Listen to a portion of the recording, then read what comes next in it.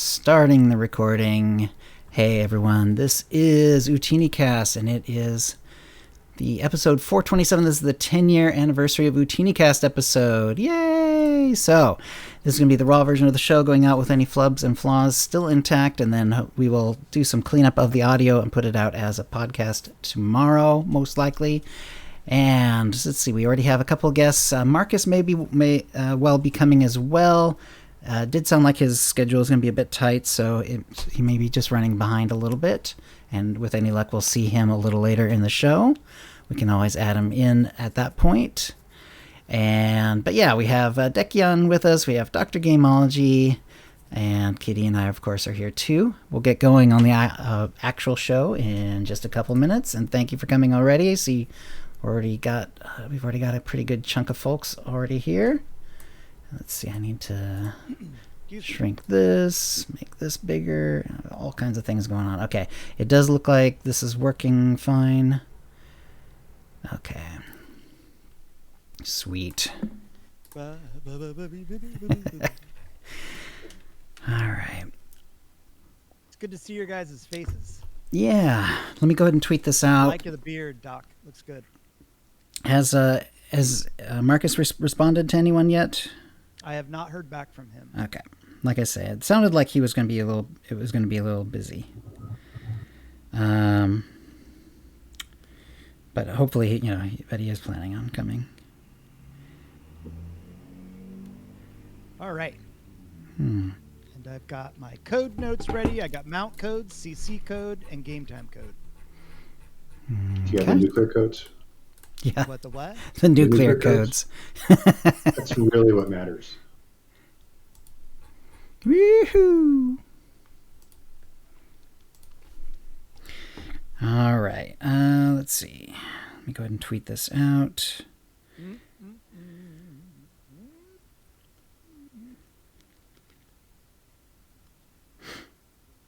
Where's the thing?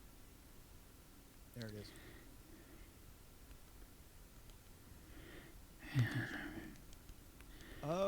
It is live now. Okay. Twitch.tv/OotiniCast. All right. I am retweeting. Okay. Yep. Hopefully everything's okay with Marcus. I'm sure it is. Like I said, it sounded like he was probably busy. We did start the OotiniCast shortly before the actual launch of the game. SWTOR's own 10-year anniversary is coming up next month, and here we go. Let's see. Is everyone ready to go? We're foregoing the Audacity this time, and let's see. Everything else good to go? Doc and Deck, you all good to go? Yes. All right. All right. We'll go in 5 here. That's vodka, by the way. It's always been fun. It reminds me of something in college. I was doing this play, and the character was a drunk, and I was supposed to actually drink a fifth of vodka in front of the whole audience, all at once. It was water, of course. It was a farce, so I'm sure it wasn't going to fool anyone, of course. But it was kind of impressive that I could actually drink an entire fifth of water all in one go, in front of people. Lot. Yeah. And then they told me, they didn't tell me until afterwards because I would have been paranoid, but apparently on the last day of the show they were considering switching it out for real vodka on the last show to see my reaction. That would have been good acting. That would have been A little bit of method acting there. Yeah, it was what was the name of the play? Identity Crisis. Yeah, Identity Crisis. And he's by, I can't remember the name of the author. He's done a bunch of farces. It's funny stuff. Yeah, that would have been a hell of a spit take, and sorry. It would have been hilarious. Especially since I was not, I've never been a heavy drinker, so it was fun just doing that. Go. couple of times it kind of drew a little bit of focus away from because I was supposed to be doing this sort of in the background, while other people are doing their bits. It was something, to sort of fill the time for my character. And it sort of drew attention a couple times, a little bit too much. But it was fun to do. All right. Well, I think that's enough. Let me have a little water. Let's see. How are we gonna? I'm not sure how the easiest way. Kitty, if Marcus gets a hold of you, just let me know and I can try the re-invite. I already invited him to the video call, so hopefully it's still there for him. I don't know how they time out or if they time out though. All right. Going in 5.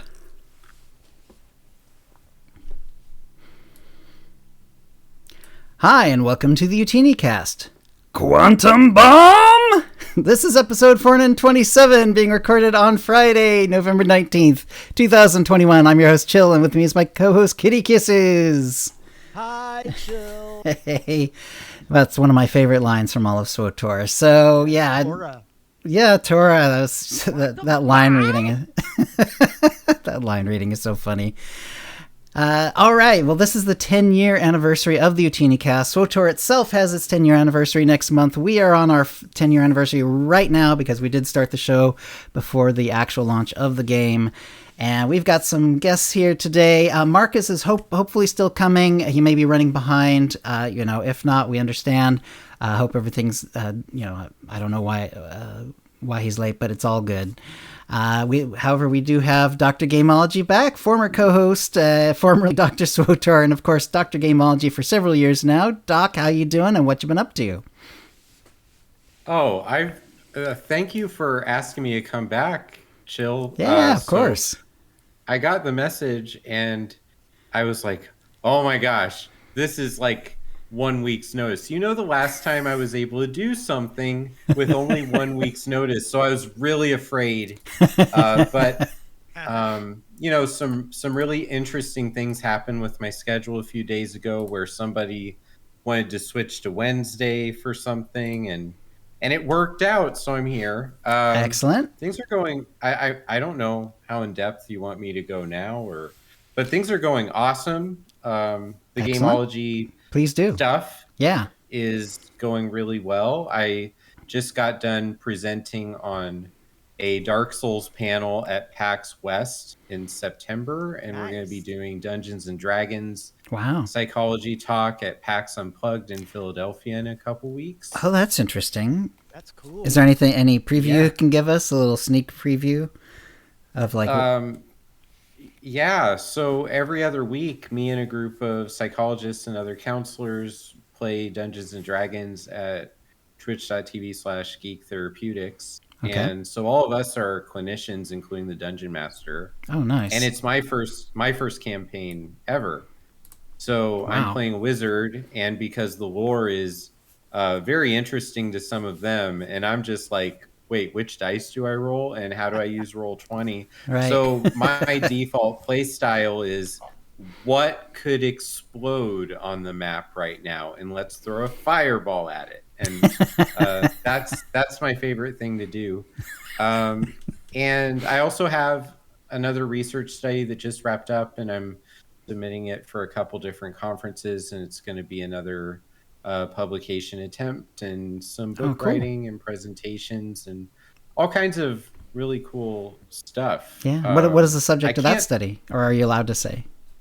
Oh, for the study, yeah. So we took Final Fantasy XIV online players and did a different personality test called the 5-factor inventory, and we did the motivation scales that I used with SWTOR players. Nice. And then we added psychological flow, which is one of my favorite concepts to talk about from positive psychology. Actually, the person who coined that phrase and made it rise in popularity to describe the way people play chess and tennis and rock climbing, but also video games, recently passed away 2 weeks or so ago, and that was what our podcast was about that particular week. Oh, and Chill, the gaming persona podcast. Mm-hmm. I just uploaded the 50th episode. Hey, nice. Congrats. That's quite a feat. Like so many podcasts, they come and they do a few episodes and they realize, that it's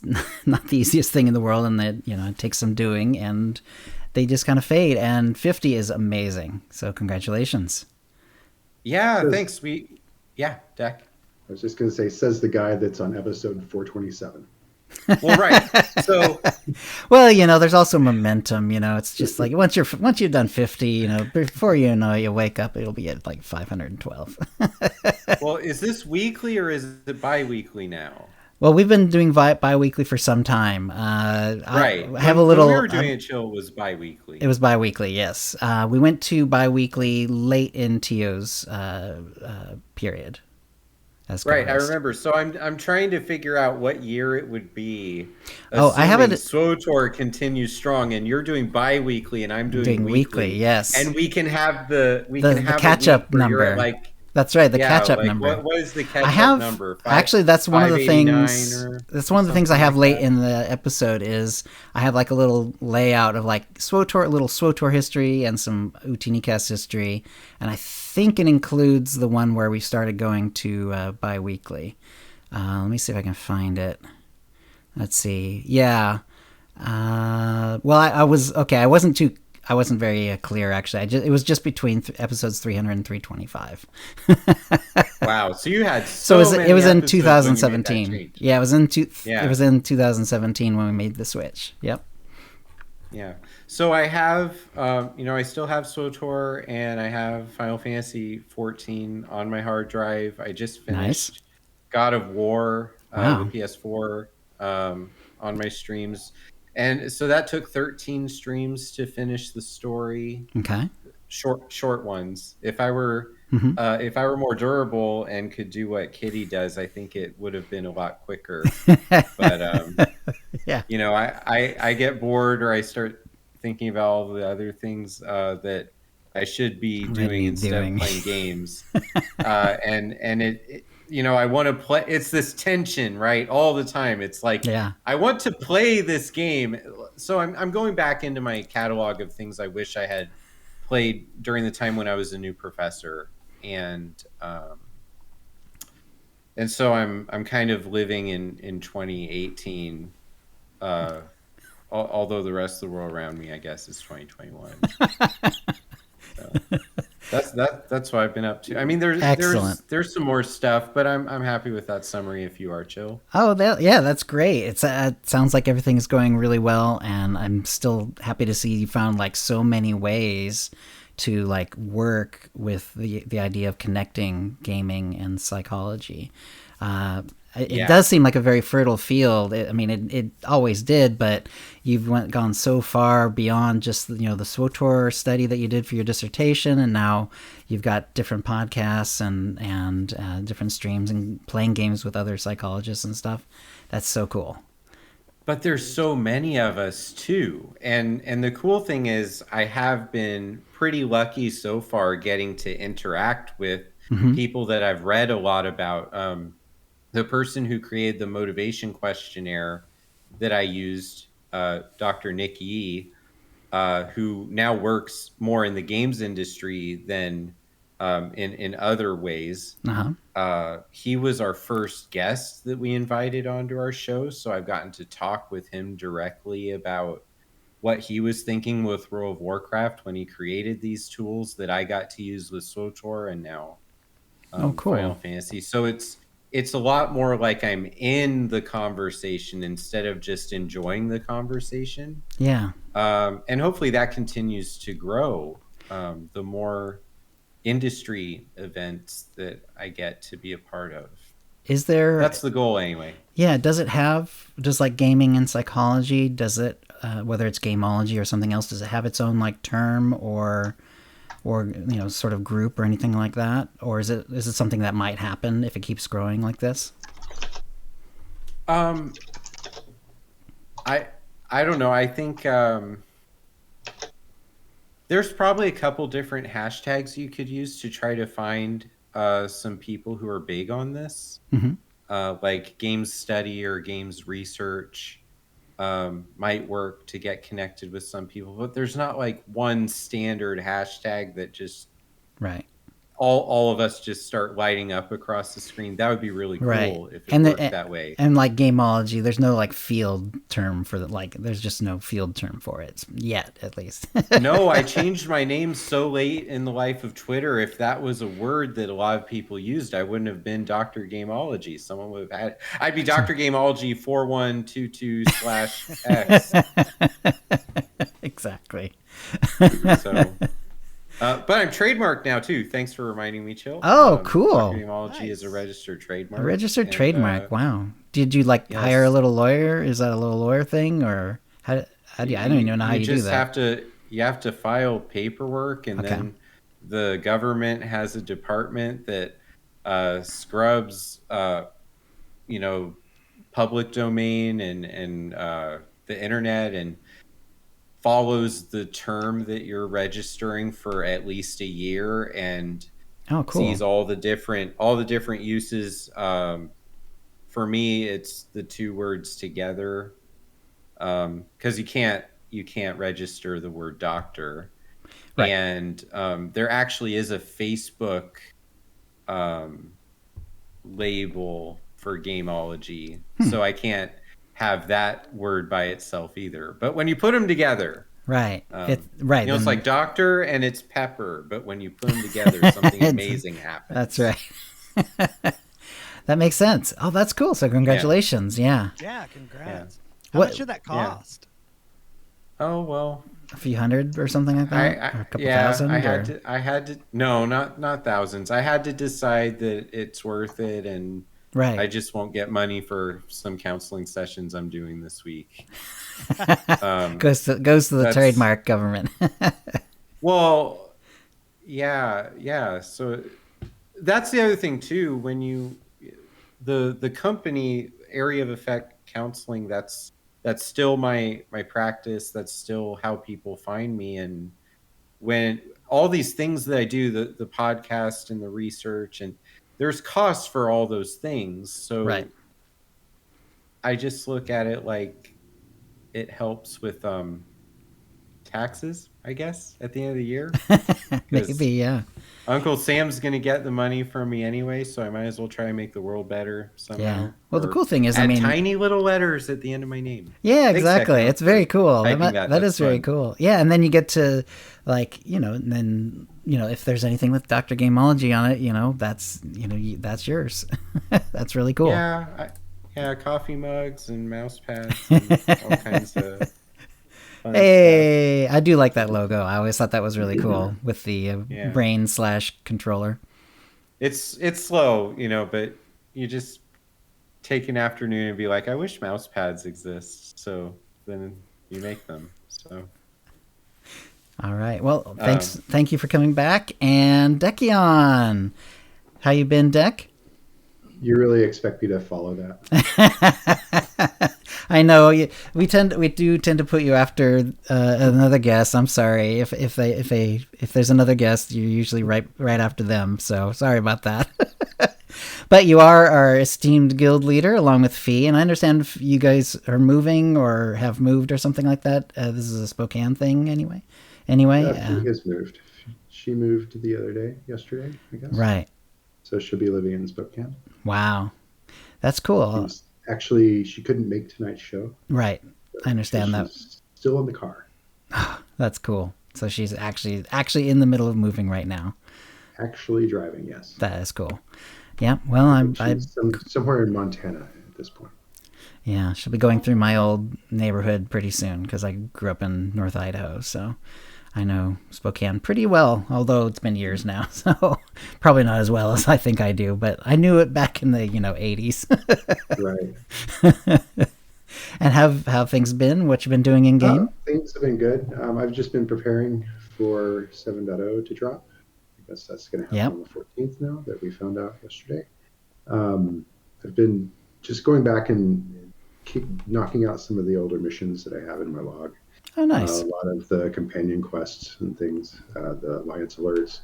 I figure I'll do those while I'm best in slot for my gear, and things just go a little bit easier. because it doesn't seem like it's going to be as easy to get, super best in slot gear after the expansion. So I'm going to take advantage of my maxed out 306 now. Yeah, makes sense. Before it becomes obsolete in 2 weeks. Right, and everyone's on the struggle again. Right, we're on the chase, which I'm kind of excited about that. When 5.0 came out, was it 5.0 or 6.0 when they increased the gear cap to 306. One of the generals in the guild, Ducky and I, we grouped up, we knocked out, and we got to 306 by the end of the first weekend. And after that, it was kind of like, well, what am I going to do now? The chase is over, so I'm kind of excited for that to happen again. Excellent. All right. And how has the guild been going, and guild runs and stuff like that? We've been focusing on some of the harder operations that can be done in a couple of hours. Hopefully they bring back ops lockouts. I was hoping to hear something about that on the live stream, but they were pretty about details. Yeah, they were very focused on certain things, and then they weren't going to do other things, and there wasn't any Q&A either. We'll talk about that later in the show for sure. Super excited I got to hear about Keith's first day, so that's exciting. But still, I don't know if we're going to have any ops lockouts again. Hopefully we do, so we can knock out things like Gods from Machine or Duxon. But in the meantime, we're focusing on some of the longer ops, some of the harder ops like Ravagers, the new players or returning players that aren't in the best gear or maybe not level 75 still have a struggle with. We figured, let's get those knocked out while most of the group is still in 306 gear. Other than that, that's pretty much all I've been doing. Excellent. Well, I've been trying to attend as many of those as I can. Ever since my wife, her days off have changed, so now she does have Friday off. But she's been pretty understanding about me coming, when I can, on occasion. Although it's been pretty full lately. Like I did try to go this last week, and I ended up signing as an alternate because there was already the 8 people, which is great though. I'm just glad everyone's having fun. So. Yeah, we seem to be able to get 8 without a problem, but getting to 16 seems to still be a struggle. Right. And it's hard to run a 16-person op with 11 or 12 people. A couple of them we can do that with, but some of them it just really requires the full 16 group. It really does. All right. Well, thanks. And Kitty, what have you been up to? I finished my Starforge Bounty Hunter. And oh, that's right. Yeah, you were on Starforge there for a while. I made that character just in case there's any kind of Starforge shenanigans that I need a character on. Just better safe than sorry. And I've returned today. Oh, no, it was yesterday. I returned yesterday to the best server, which is, of course, the Satil Sean server. That's right. There was a lot of fanfare. They had a parade for me. It was very, very nice. They even crashed the server for you. They even crashed the server for me. It was wild. It was really wild. But since I've been back, I've been kind of doing the same thing Deck's doing, running a bunch of stuff on my main character. Mm-hmm.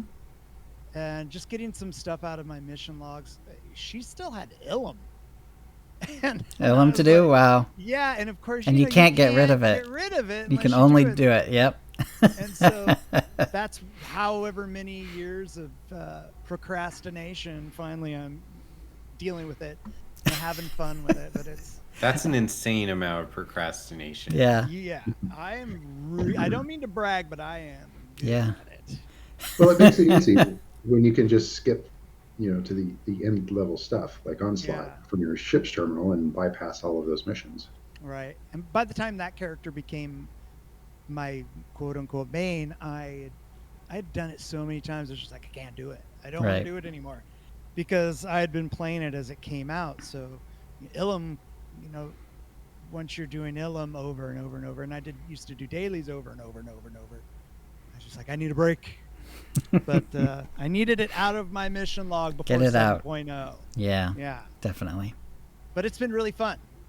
Just kind of going through and goofing around, seeing if anybody in chat wants to come and run some of the flashpoints and stuff like that. It's great. Really fun. What else? I have been dual streaming on the weekends with Kitty Treats. Yeah. And I am having the best time. It's so fun. Super fun, and we're going to be doing that again this weekend, and I'm looking forward to it. It's going to be good. Oh, that's great. Yeah. So the 12-hour stream? The 12-hour stream is coming on Thanksgiving Day from 7 a.m. to 7 p.m. Pacific time. Wow. We've got a bunch of giveaways. We even have a microphone. What's it called? I don't know. It's a microphone. Oh, you're giving away a microphone? For podcast. Yeah, real. Wow. Nice. Real microphone. It's a pretty nice one too. It's a USB mic. It's good. T-shirts. I've got patches. Blue Yeti. It's gonna be really Kitty fun. Treats is Yeah, saying. the Blue Yeti. That's it. Nice. So yeah, it's gonna be great. I'm really, really looking forward to it. But it's been really, really fun. So. But that's about it on my end, Chill. All right. Well, speaking of giveaways, while I do a shout out to the chat room, Kitty, why don't you do some sort of random operation and come up with someone? We've got some Opal Volptilla mounts to give out, so we're going to do that today. And the first one will be coming up right now. So Kitty's going to do that while I find out who's in chat today. So we got pretty good amount of people here. 152 Domino, Anu, Alto, Candiest, Commander Root, Cryoslight, Dark Light Wolf 1138, Deck is here, Dr Gameology is here, Fortzer, Go With Them, Grail Knight, Happy Fun 81, Itisarnar, Jay Will Play, Jed Ted, let's see, I bumped it. Hang on. Carriex, sorry, I don't know how to pronounce that. Caxi PS06, Kitty Treats is in fact here. KG SMLD, Cogas is here. Hey Cog, Kyari, Lord Meltz is here. PPPM, Hagu, Revan Cook, RJar75, Kuze's here. Spike Trap Claire, Squishy Twitchy, Starry Saber, SWTOR Boy, Tiz Cloud, Tsunami Safari, and Virgo Pros. Hey everyone! Wow, a lot of great names that we've seen for years, and some new names as well, which is really really really cool. So, I'll go ahead and chit chat, Kitty, while you figure that. Oh, okay, go ahead and do it. I can post it in chat right now if you want. All right, who gets the first Opal Volptilla mount? Drum roll. And it's Capsy PS06. All right. So okay. I'm going to actually give them out later. I want to keep the show rolling, but I will, since I don't recognize that person immediately, I will probably do it as a whisper to that person. So there we go. Congratulations. All right.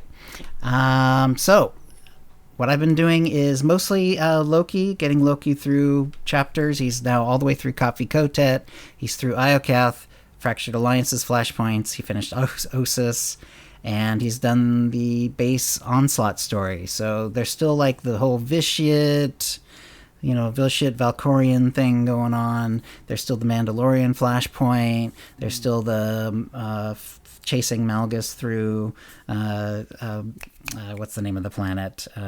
Anyway, you know what I'm talking about. That last Flashpoint. So there's still a fair bit of little story left to go. But anyway, so having a lot of fun. Pretty basic though. I've been mostly sticking with that, and actually just actually this week I've been really spending a lot of time like trying to figure out little things to do for the show. So let's see. And we got the tip of the week here. So the next will be the tip of the week. We've given out a code, so we'll do another one in a minute here. Actually, Kuze did send in a bunch of tips, so we'll go over those. And let's see. Tip 1, level 50 companions. Kuze says, with a full influential amplifier set equaling 18% and the level 3 legacy perk altruism, you can save 760,000 credits per companion with the method below. I have not tested the cheapest method for leveling a companion. The numbers below are only for giving purple gifts from the vendor on the fleet. This seems to be the best balance between time spent and credits. And I would agree with that, especially like if you're like I often do give like the 1 and 2 level gifts up to like level 10, maybe 20, something like that. After that, it gets really low for those gifts, and just doing the purple 5s after that, definitely for sure. But you can even do it from level 1 and it's fine. And Kuzi says level 0 to 40 is 213 gifts for 2.13 million credits, saving 420,000 credits from buffs. Nice.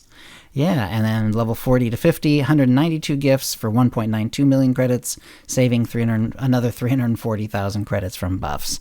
So the total is 405 gifts. That's 405 mouse clicks for 4.05 million credits, saving 760,000 credits from buffs.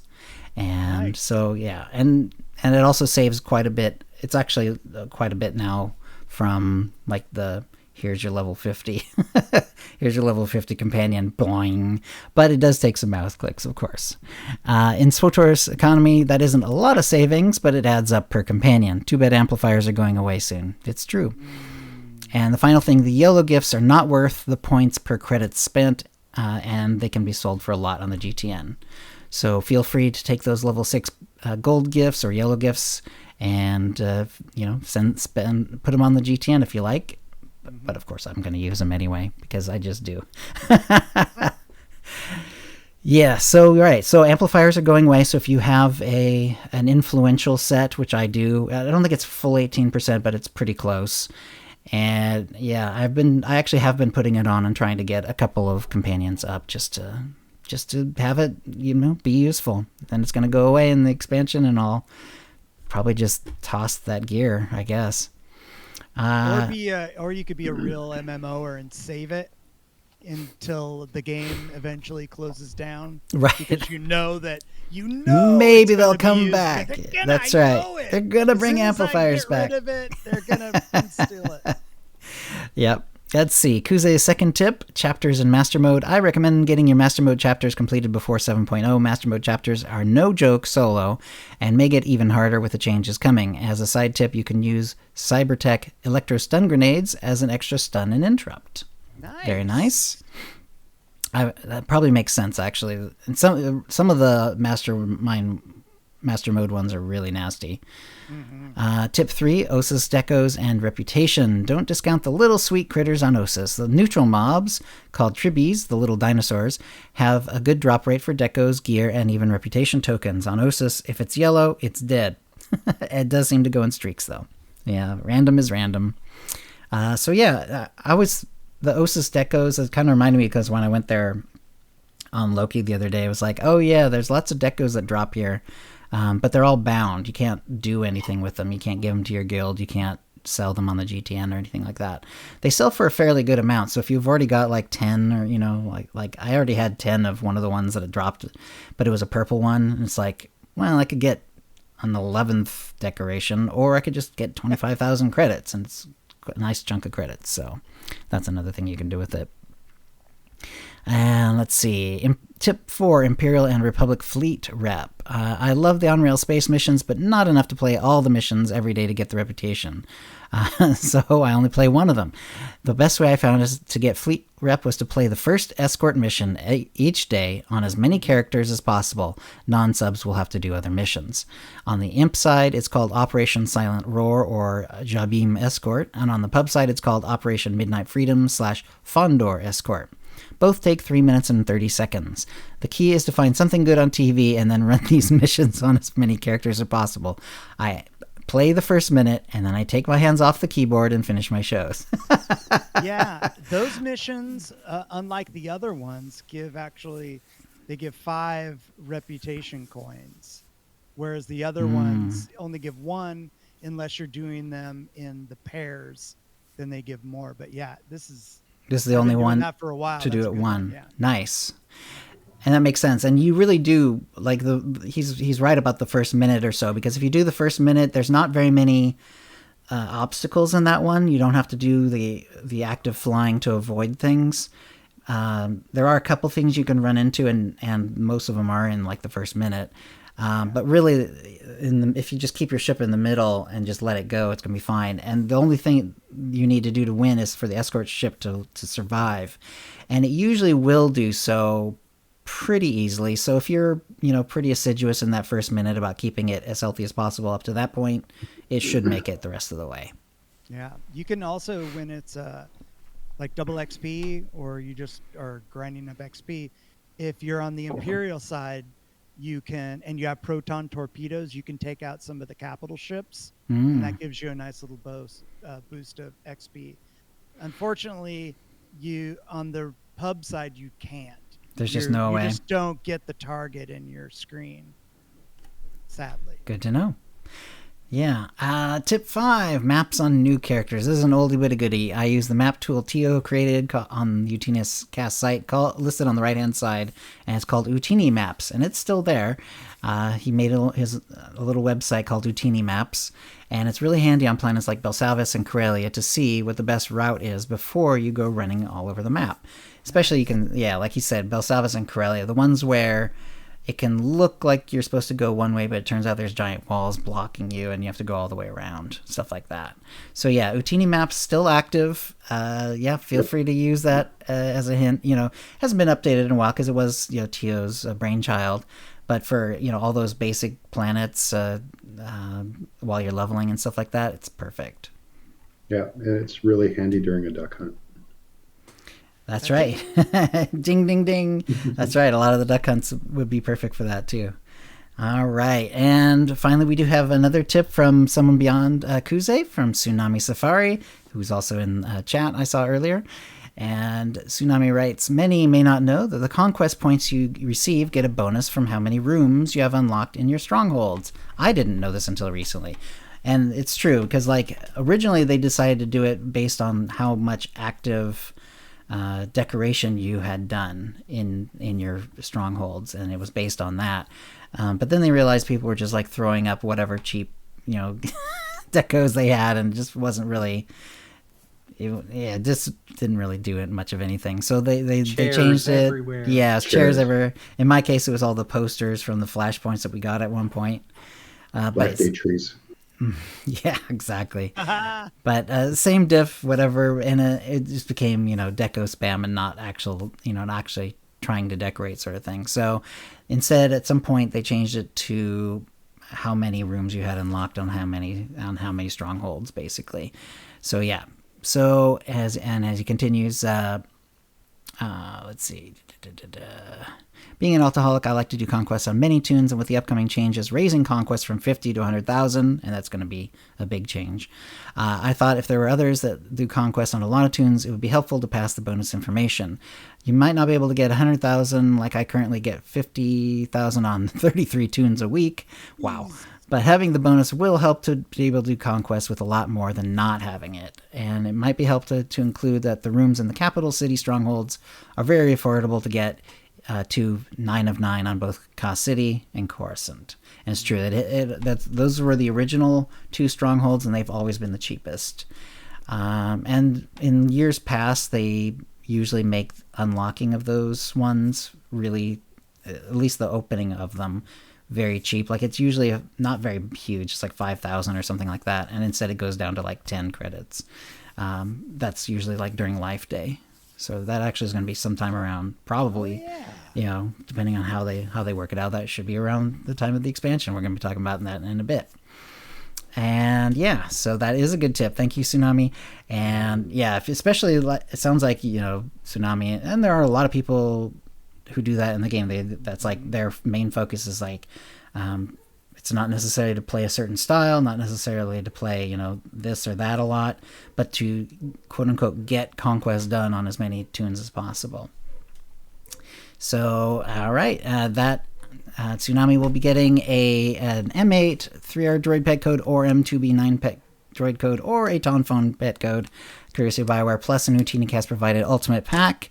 And also, we're going to do another code, Kitty, if that's all right. So if you would pull up another name and give another code out, I'd appreciate it. And we'll be getting off to the mine trap.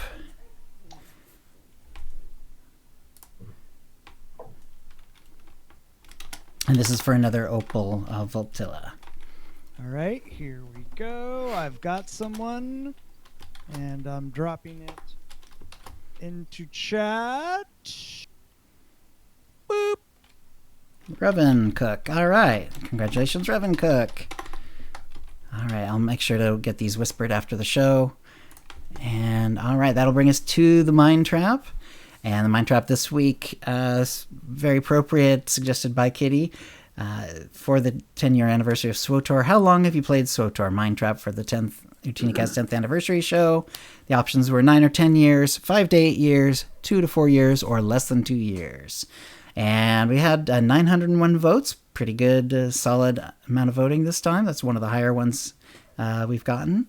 And, of course, I think all of us will be 9 or 10 years. I don't see why they wouldn't be. But, 9 or 10 years was the winner, 44.3%. Second place, it actually goes in not quite in order, but kind of. 9 or 10 years was first place with 44.3%. 5 to 8 was 23.9%. 2 to 4 years, 14.7%. And then less than 2 years, a little bit more than that at 17.2%.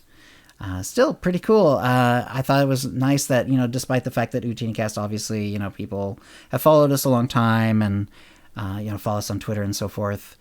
And so it's sort of it's always a self-selecting group.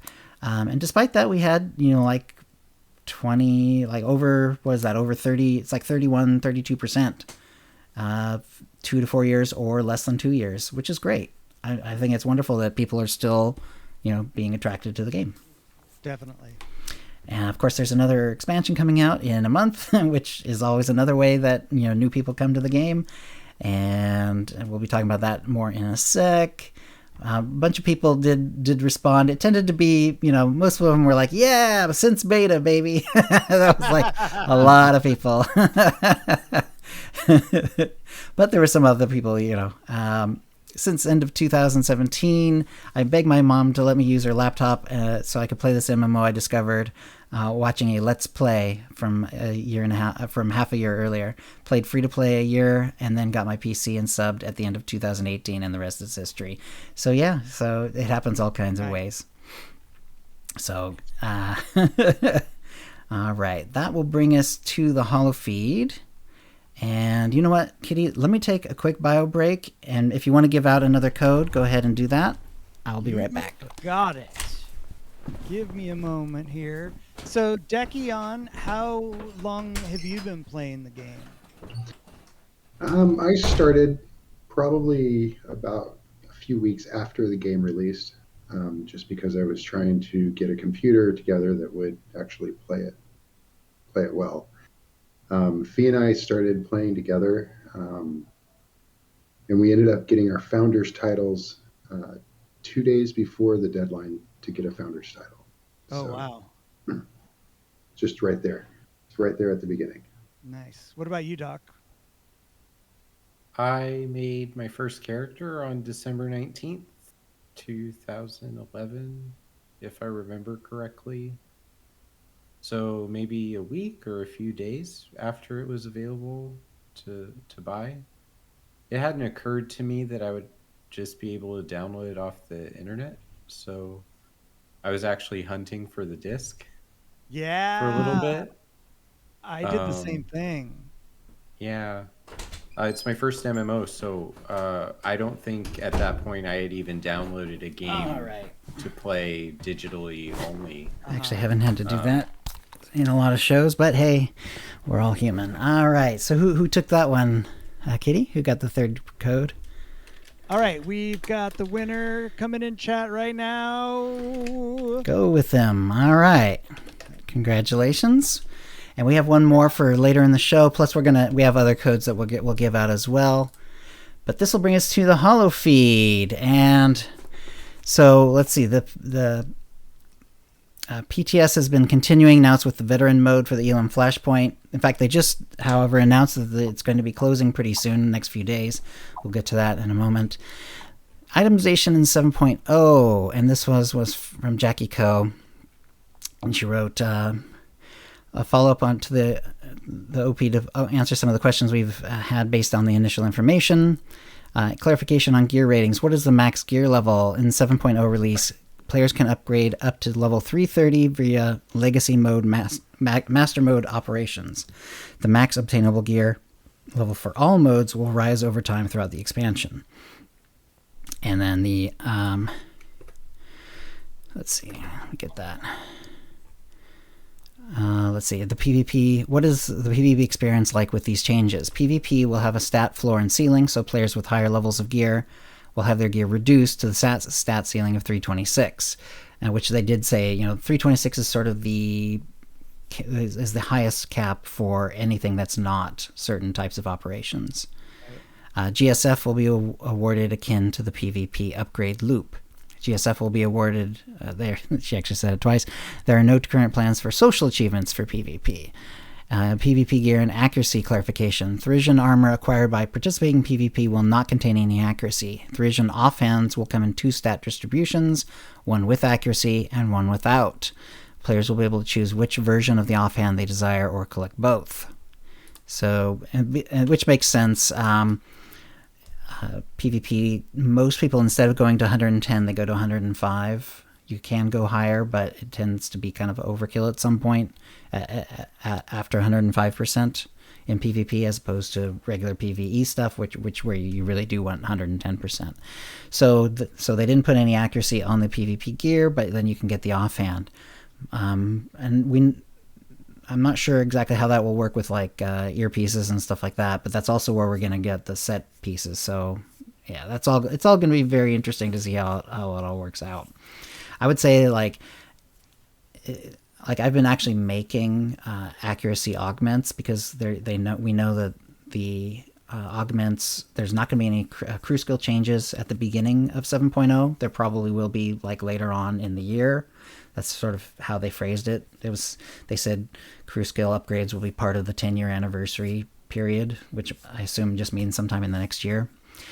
Mm-hmm. But they did say that the current augments would work just fine on the next, will work on the next set of gear. In other words, you're not going to be locked out. You just need the 11 kits, and you put in the 11 augments. And of course, a lot of people have augments, and they'll be able to take them out of their current gear and put them in the other gear if they want to, but I'm sure a lot of people will be looking for augments too. So I've been making actually accuracy augments, just simply because I think that's going to be the way that they're sort of like hard locking everything in. It's going to be a little trickier to get like accuracy just from the gear. Like you're going to get a certain amount from the gear, and it's just going to be locked after that. And if you want more accuracy, you're probably going to have to look at augments pretty soon, it seems to me. So I've been making accuracy augments for myself. Maybe I'll maybe I'll sell some. They seem to the accuracy augments. This price seems to be pretty similar to a crit one. They did pop up actually though, so I'm wondering if some people are sort of thinking along the same lines as I am. But we'll have to see what happens in the actual expansion. That's interesting. Coincidentally, I ended up making a bunch of accuracy ones too. And they've just been sitting there because I think what happened is I finally got it to the purple stat on my crafter, and then I just made a whole bunch of them. So nice. Yay, make some money. Yeah, well, even now on the Satil Shan, they're somewhere around the 9 to 10 to 11 million credit per. Like they're not cheap right now, even right now. And I'm wondering if they'll actually go up in the expansion once people realize, oh, I'm at 326. But my accuracy is not right, so maybe like I say, that's what I'm thinking, and that's what I've been doing.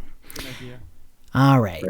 I also think the augment kit MK11s are going to be a big seller, because they could be. Have a new set gear. That's true. We're going to have new gear that drops, and people are going to want to augment this.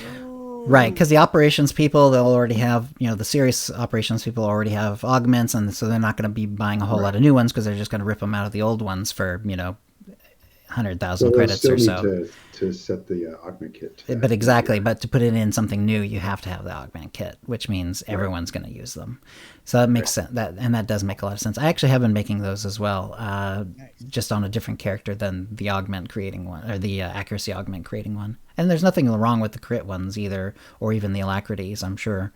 But I've been focusing on the accuracy ones just because it looks so funky to try to figure out like how you're going to get any accuracy outside of augments. So And what's happening with tech fragments? Tech fragments will remain, and they'll still be able to spend on tacticals, cosmetics, augment components, and Kaizyken's offerings. So augment components will be interesting because, that's for those extra special augments, which I have not made any of. I'm simply making like the really good, the best version you could do without having to go through the current operation, basically. Same here. Yeah. Cosmetics and stuff like that will be fine-tuned. Tacticals is interesting, so I guess you're going to be buying tacticals with the tech fragments from the vendors, I suppose. Cool. Yeah, so that I guess tacticals will still be,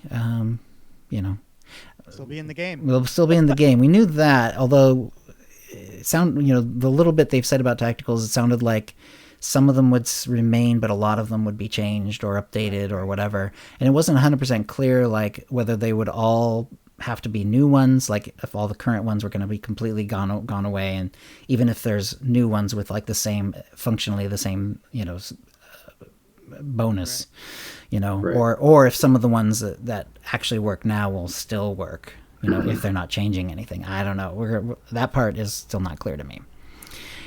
All right. Well, it makes you wonder. Right now, tacticals are only viable for level 75 and for level 75 players. When we get a new level cap, will tacticals only be available for level 80? Right. That's true. Yeah, like maybe they will be 80 tech. Maybe that's how they're going to do it. And if that's the case, what about some of the tacticals from the events? Like swoop races. How are those going to be? Hopefully they would recode those so that they would just be more open in terms of level, I would hope. I don't see why for like a swoop racing one, why you'd want to have a 75 and an 80 version in the game or whatever, or only a 75 and then you can't use it at 80 or whatever. Ducky says that all the World Swoop event tacticals work at any level. So good. So that part's set. That's good. Good. All right. And will the achievements currently categories under Spoils of War, the equipment, sets, and tactical items also be moved to Feats of Strength category, or will they be achievable in 7.0? The Spoils of War equipment sets will no longer drop from content, nor will they be able to be directly purchased from a vendor. As a result, the achievements will be moved to Feats of Strength category. However, the sets will still be obtainable via Kaizyken's Random Unique Items box. So if you're an achievement hound, better hustle and grab those gear sets. The cool thing is we'll get to it in a second. It looks like there's going to be like a bunch of titles added from these, which is pretty cool. The armor sets being sold by vendors in the supply section of this fleet in exchange for tech fragments and credits. They will not be available for direct purchase, but they will be available in Kaizyken's Random Unique Items box. So apparently that's going to be a thing where you can just go to Kaizyken and you get sort of a random thing. It sounds like a really awkward way to get some of these old sets randomly from a box, but I guess it's possible. And let's see. Have your RNG. Yeah, you'll have plenty of it there. Can I acquire mats to max gear and mods without having to do group content? Over time, as more patches are released in the expansion, you'll be able to upgrade your gear more and more, including locking the moddable gear vendor. So not at first, but eventually. So that's interesting. So not only is the floor and ceiling going to go up, because and the operation will continue to be further ahead. You'll keep pace, but you'll still be behind the operations. But where operations can get to the mod vendor pretty much from the get-go, at least if they're doing the post 326 stuff, once they do raise the cap, the regular single content group folks will be able to do it as well. Right. That is cool. And that'll be helpful to non-subscribers, because right now the max 330 gear is hidden behind a subscriber wall because they're obtainable through ops.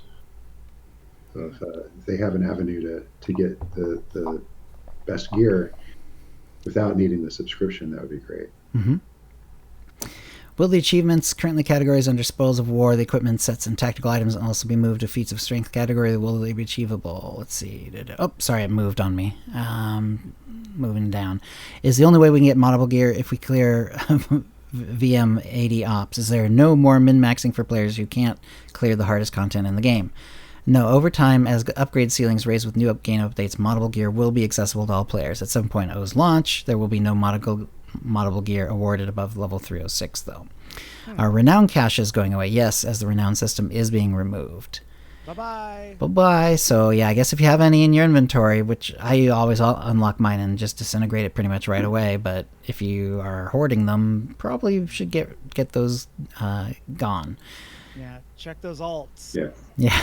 Alts. Our individual characters that already have a social level, keeping their social level and access to the associated items in 7.0. Yes, you'll keep your current social level and access to all unlocked rewards. Yay. How do these changes... Oh, sorry. I'm actually getting that character that I was talking about, my main, up to social 10. I want to do that before 7.0 drops. Nice. How do these changes affect story players in terms of getting reward towards gearing? Story players will still earn materials and gear via conquests and story mode missions, dailies, and heroics. So, there we go. Let's see. How does this affect crafting? Augments and augmentation kits are still craftable and able to be used on all 7.0 gear.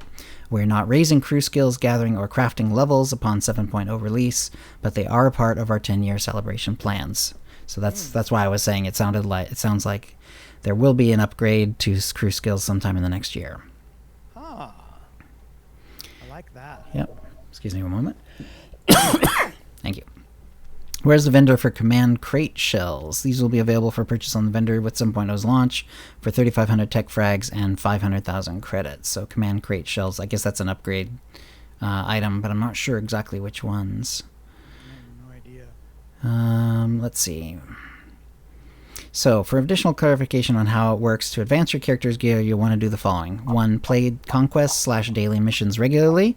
Currency from this is used for gear upgrades across all other content, and the gear pool from this alone will upgrade you beyond what's needed for any solo activity. Max gear from this source is 326 at launch, but will increase in future patches. See 4 below. All other solo and most multiplayer activities for 7.0 and beyond are balanced for 318 gear. For comparison, completing the 7.0 storyline rewards gear up to 320. So in other words, you could technically solo with 318 gear and not have to even do the story, but most people will be doing the story, and you're going to get 320 gear from that storyline. So you'll already be kind of ready for solo stuff at that point. 2. Play What that tells me is that if you're going for the 330 gear and you're just doing storyline, don't chase it. Right. Yep. They're balancing the game for Take your time. the 320 gear. Right, exactly. You'll be fine. Know how to play your character. Yep. That's really what they're trying to say. Yeah. Play flashpoints, war zones, and ops as you like. Gear drops from those activities will upgrade you regardless of where your currently equipped gear came from, which is pretty cool. So it's not going to look at only gear that you've gotten from previous operations, for example. And upgrade that, but it'll be any gear that you're wearing, it'll potentially upgrade, so that's good. For players with a favorite activity type, currencies and side grades from that activity will allow you to upgrade to the max needed for that activity simply by playing that activity plus conquests and daily missions. Which shouldn't be too bad. I mean, I'm not sure about the daily missions, but I mean, even if you're just doing PvP, you're going to get conquest from doing PvP, so you'll get at least some of that stuff done without doing daily missions if you're really trying to avoid it for whatever reason. Although, frankly, it's like, if you're doing PvP, a lot of times, there's a bit of a wait between war zones, and it's like, you could be pounding out a boss heroic or whatever. Right. And we will introduce higher tiers of gear in future 7.x updates. Even as the max gear rewards go up, the balance target for all solo and most multiplayer activities will remain at 318 for 7.x content. The balance target for new operations will increase as new tiers of gear become available in later patches, starting with the R4 operation in 7.1. Legacy operations will remain balanced for 318. So that's interesting. So the legacy... In other words, everything previous to R4 will just be balanced for 318. Yeah, and then the item rating floor and ceiling for war zones will also raise over time. I like that. Yeah. So I wonder if they're going to level sync us from level 80 down to something else. It doesn't really say, does it? Yeah, it doesn't really say. It's possible that people who've been doing some of the operation on the PTS might know for sure. But I haven't actually seen an answer to that myself yet. She also added later on, wanted to share a small change we made regarding the piece of information shared previously in the thread. while it's true that we've added a new legacy title for each equipment set achievement unlocked before 7.0 release. If you already have any of these achievements, upon 7.0's release, you will automatically be granted the appropriate titles. If you do not have them, the achievements will still be obtainable via Kai Zyken's random unique items box. Although, like we say, that's going to be a really hard way to go. And there are a lot of them, because like all of those, like the Slow Road outfit, that's like, and Tactician's outfit, these are all based on names of set bonuses, essentially. Meteor Brawler, Taskmaster, Final Breath. A lot of them actually make pretty cool titles too. The Entertainer, Perfect Form, The Undying, Nimble Master, The Tormented, Lord of Pain. A lot of these are really cool titles. So if you see like a set that you like the name of and you think it would make a cool title, well, it's going to be a title, so figure out a way to get that set taken care of and completed. I think it has to be all the pieces too, not just 6 out of 7 or whatever. It has to be like all of them, and do it before the expansion. That'll be the easiest way, or maybe you get lucky after that. But Dashing Blade Master, those are great. There's a lot of cool titles from this. The Victor, Rapid Response. I love these. Yeah, Tech Medic. I mean, come on, The Undying. Yeah, The Undying. I like Lord of Pain. Yeah, Game Plan is good too. Outlaws Parlay. Yeah, that's a ton of new titles in the game. There's already a lot of titles in the game. This is adding like what, 50-ish, 60-ish of them. It's nice. The Victor's set Anu tends to drop just from like generic like conquesty sort of things. And I think he's being sarcastic. Oh, okay. But yeah, the Victor's will make a good title, and I'm sure a lot of people will have it too. I'm wondering though, because I would often do like 6 out of 7 and then add the augmented one. So I'm wondering if I'm actually missing out on a lot of these. Like even ones that I have for my mains and stuff like that, because I definitely use augmented stuff for the 7th piece for those. Anyway, that's pretty cool. And they also did say the PTS is ending soon. So Jackie wrote this actually, I guess it was the 19th, so today. And let's see, wait a sec. Yeah. Hello, everyone. I wanted to let players know that this final phase of the PTS will be coming down Monday, November 22nd at about 10 a.m. Central Time. So there's 2 things there. First of all, November 22nd, Monday, that's only a couple days away. That's 3 days away. Also, the final phase of PTS is what she called it. So there's not going to be more PTS. This is it. Then they're going to be, going quiet. And, whatever other testing they need to do, they're going to have to do in-house. And I'm sure they're just going to be busy fixing and adjusting all the things that they learned about during the test. And it's going to, and then we're going to get going towards the actual expansion. Speaking of which, we had the dev stream yesterday. Bum, bum, bum, bum. Yep. And Dek, have you been doing much on the test servers or anything on the test server? No, I'm waiting on it to be a surprise. Okay, fair enough. Although they've been very good about like, there's no story. It's just gearing. Right. I downloaded it a few weeks ago. I logged in and just kind of poked my head around, but I didn't play or experience very much of it. Right.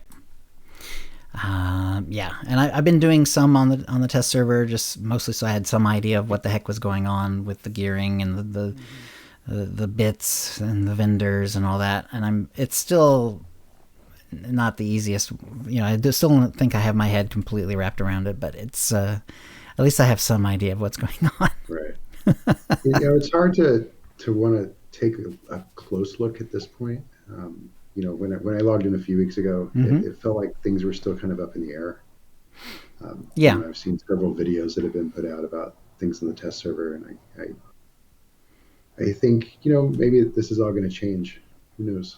Who knows what it's all going to look like on December 14th? Right. Yeah, there was definitely some odd things about like the new UI and stuff like that.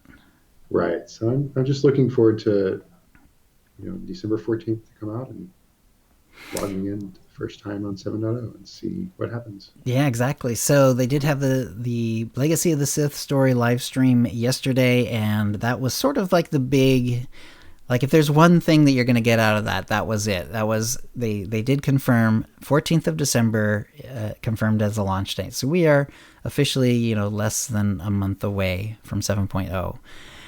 There's a pretty good amount of people watching the stream. I think towards the end there was almost 3,000, which is pretty good. They actually started off with a little pre-roll thing that they had done. It was an interview with voice actor Anuka Okuma, who is Tau Adair's voice actor. She seemed very pleasant. She was enthusiastic about SWTOR and about the character that she voices. And apparently, I had not really checked into her before, but apparently she had done an ABC show called Rookie Blue, 6 seasons on that, and she's also on a show called Working Moms. So busy doing a lot of other acting as well, and as well as voice acting. And apparently she didn't know much about SWTOR before she got the Tau Adair role. She was sort of excited to find out there's this whole corner of the Star Wars universe that was sort of extended in this way. And she talked a little bit about how, voice actors, they do other roles, and also with SWTOR, for example, they only have them come back when there's, something more to record. So it's been, months since she would have done that voice before. And so she actually asks them to play back some of the last things she did so she can remember, okay, this is what this character is about. This is the sort of voice I was putting on for her, and the sort of attitudes she has and stuff like that. And and she thought that the editors she praised, because all the voice acting in SWTOR is done separately. Each voice actor does their own bit first, and then it's put together. Yeah, it's put together completely in the editing room. And and usually you can't tell, they do such a good job. It really does feel like an actual conversation. And part of that, and that's not just the editors, that's also the writers, writing conversations that actually sound like conversations too. They also talked about how Tau Adair's, her physicality became a big part of how she sort of created the character in her mind, and how she almost had to soften some of the edges, because she the Tau is so physically imposing, but she didn't want that to be the only a one note thing, so she tried to soften in certain ways. So it was interesting hearing from her. Then like I said, that was pre-recorded. That was with Charles Boyd and Eric Musco doing the conversation with her. Then on the mainstream, it was Jackie Coe, community manager, and Charles Boyd, creative director. They had a redeem code, which should still be active. Usually these sort of redeem codes tend to be active for a week or two after the dev stream. It's lots of Tau with a capital L, capital O and of, and a capital T. TAU. So it's lots of Tau, and you can still do that. And if you go in and do that, you'll get every character that you have in their mail will be one of the decos, and it's a Tau Adair poster. And I did a little screenshot of it and put it on my Twitter feed, and it looks good. It's actually a pretty big one too.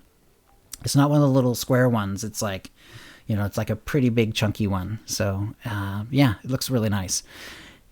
Let's see. So, new storyline. Next phase of your 10-year Old Republic saga begins. The first, so they basically talked about in terms of locations, and then they talked in terms of characters. So this was not, as Dek mentioned before, this is not nitty gritty. This is how operations are going to work. This is how leveling up is going to work. This is how gearing is going to work. None of that. This is just about what story locations are there, what characters can you expect, especially the ones that we've seen before. And so the first location, Manon, returned to the ocean planet. Originally, of course, Manon showed up in Prelude to Shadow of Revan. Of course, before that, it was an original KOTOR planet. So, a lot of people have happy feelings about Manon because of playing KOTOR back from 2003. So Manon is basically the reason that it's an important planet in sort of galaxy wide is because it makes Kolto, And so, as sort of one of the main ways of healing people on both sides would love to have control of it. And apparently the Sith Empire are going to invade Manon to seize the Kolto and deny it to the Republic. Exactly what that entails, we don't know, but but it makes sense, that any planet with something that important to sort of wartime material is going to be a target at some point. They did have a couple of different screenshots. There was an underwater shot, and he keeps teasing this. Charles does, and he teased it again. The idea is you're going underwater, but it's not going to be in the slow-moving aquatic scuba suit like from KOTOR. It's going to be in some other way. What that means, I don't actually know, but apparently we're going to be underwater at some point, and I can't wait. Actually, I always like the look of Manon anyway. There's a lot of... the stronghold is gorgeous too. The new flashpoint is on Elam, a different planet. This is basically the idea of the Elam flashpoint is we're chasing Malgus, which apparently is like a big theme in this, in the whole story anyway. Elam is a little known planet. It's only appeared a few times in Star Wars lore at all, and it's never been visually seen before. So this is the first time it's going to be a visual planet. It's remote, little traveled, little documented. It's in Sith territory, and it has some ruins. I guess every planet has ruins, right? The Empire is intercepting archaeologists to find out what's going on there. Both sides have actually sent in people at different points, and both sides have lost contact with their people. No one knows what's going on, so you're gonna have to go in, find out what's happening, and if and how Malgus is involved. It's on the PTS right now. There's an eclipse in the sky, which really is a really nice touch. It looks really cool. Really gorgeous. And then there's lots of heights, so there's a lot of paths going up, curving up hills and stuff like that. I really liked some of those screenshots. They were really gorgeous.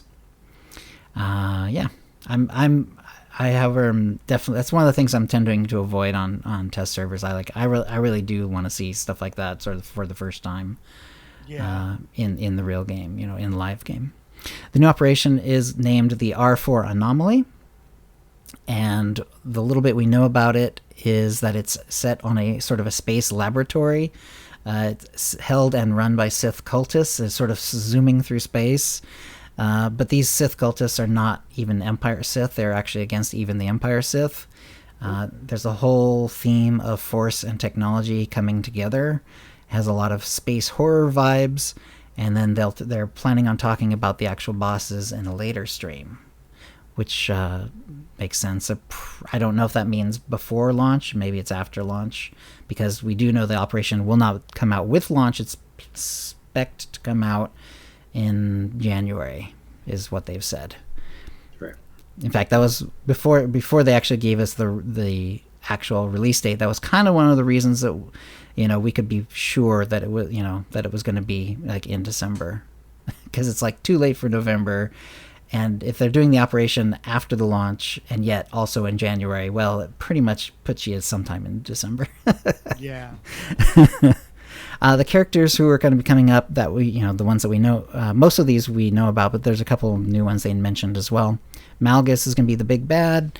The whole story sort of involves finding out what he's been up to. What we've seen from the previous stories is basically Malgus has been going to different places with Sith artifacts and sort of taking some of them and learning what he can about others, and we don't know exactly, but we don't know the exact reasons why. He's probably up to no good. Yeah, one presumes. Major Anri is going to be with the Empire players. This is presumably during the flashpoints and stuff like that. Lana doesn't fully trust the people you might take with you. I think most of the time what they were talking about is who's going to come with you on the in the flashpoints and stuff like that. Tau Adair is going to join the Republic players. She knows one of the people who's on Elam and wants to find out if they're actually okay still.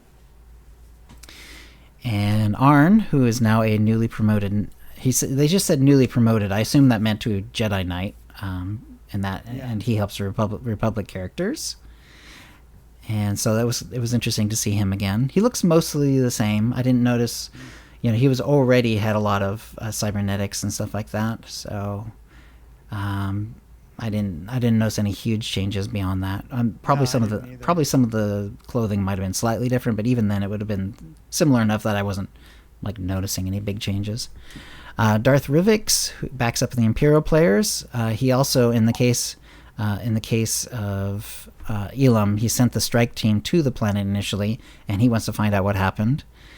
Darth Rivix is the sort of red-skinned alien who, if you are an Empire side or an Empire allied alliance commander, then he's the one who sort of acts as a liaison between the Empire and the Alliance for you. And you might have done, like, if you wanted to, you could actually like sort of show him around your stronghold. That guy. So that's Darth Rivix. There's a new character, Colonel Gallo. She's a Selkath commando. She's a leader of their special forces and fights alongside Republic players. And I noticed, I even put a little in the show notes. It's like, nice detail on the model. Yeah, it's like really cool looking. And she's also the first Selkath to speak Basic. Usually have that really wet sounding kind of language. But she's actually going to speak Basic, so that's interesting. So I thought that was cool. And like I said, gorgeous picture of Colonel Gallo. That was some really pretty art. And did you like it too, Kitty? I thought it looked great. Mm-hmm. Of course, all of that art that they do is fantastic. I did notice that the kind of splash page. Mm-hmm. Man, they called it the key art. Yeah. Arn looks hot. Like he's totally like super hot, and so is Darth Rivix. They're like super like, I don't know, they're pretty boys all of a sudden. Kind of interesting. And their hair is all long and flowing, and I was like, damn. Nice. Yeah, they did show the key art for, sort of the splash art when you load in and stuff like that. And it was basically like a lot of headshots with Malgus being sort of larger and sort of in the background. Kind of, they do a lot of movie posters like this too nowadays. Yeah, where the big bad is large but kind of in the background, and then there's others. It's that sort of style. He's also noticing, like, he was actually like looking back at some of the other characters, which was interesting. It felt to me like the art style had slightly changed. Like, I don't know if it's just because they had maybe slightly different artists working on it, or if they're actually like going for a slightly different look, but it did have a slightly different feel to it. Yeah, it totally did. It had, had Malgus, it had Tau, it had Arn, it had Lana, Rivix, Henri. It also had an unknown greenish Twi'lek, holding a sort of a purplish, sort of bluish purplish lightsaber. And so that was interesting. I wonder who she is. Yeah. And we'll talk about that in a second too. But one other character they talked about was Colonel Cord, an Empire leader who helps you if you're on the Empire side. And he looks very much like an Empire leader, He has the little cap and he has the little mustache, and yeah.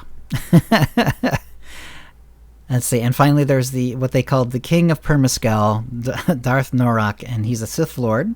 He's a human, very, very large, very body size 3 at least, maybe even bigger, but that type at least. Human with orange eyes and some veining around the eyes and stuff like that, so heading well into the dark side. Very large size, very heavy armor, like very plate armor sort of style. And apparently he's like their head of logistics, but he's also famous for his martial and lightsaber skills. So that sounds interesting. And they also mentioned there's going to be at least one character you can kiss you've never kissed before. They did not say it. They didn't. So we don't know if it's Camfall. That's right. Well, there was a lot of speculation that it would be either Darth Rivix, which he's very sort of flirty when he does the sort of whole Imperial liaison thing. And then, of course, Henri, who you've been able to use flirt options with her. Not that it went really anywhere much, but there have been sort of flirt options for her. So there's been a lot of... they did say at least one. Maybe it could be both. But, yeah. I hope so. Henri is hot. Yeah, I like Henri's voice, too. Yeah, me too. And so then Keith came on. He said he was looking forward to seeing everyone, and then he had a special highlight trailer video, which then revealed the date. The interesting thing was like the trailer was like a sort of a highlight of the different Star Wars, the Old Republic videos that have been done over time. They have the little sort of cool bits from each of them. And then at the very end, there's like this close-up of female eyes, and it was hard to tell if it was actual green skin or if it was like someone very close up with like a really bright light greenish light on them, making their skin appear green. It could have been either of those. But because it was greenish, there's a lot of thinking that it could be the Twi'lek who's on the poster, which makes sense. And there's also a lot of speculation that this could be another sort of actual Star Wars The Old Republic trailer. But they have not confirmed that. There's just... All we saw was like a really high quality picture of eyes close up, and people are sort of speculating from that. But it makes sense. I mean, they spent a lot of time making a set of eyes if it was just for that, because it was literally only like a second and a half long at most. But yeah, let's see. So, Dek, did you actually watch the live stream live? I did. And Doc, have you seen the live stream, or did you see it since it became live? Okay, so you're just learning it from me talking about it. Okay, that's fine. Yes. And so Doc, any thoughts about what we've said so far about what's coming out story wise, or anything you're particularly looking forward to or wanting to jump into as soon as you can? One thing I've learned about me, Chill, over the last couple years of playing games is, the story is there to get me to what I actually am looking forward to, which is more the play and the mechanics of playing and the progression of playing. So, I hope the story is fun. I hope that, I can enjoy it one time. And, the operations, the new one that will...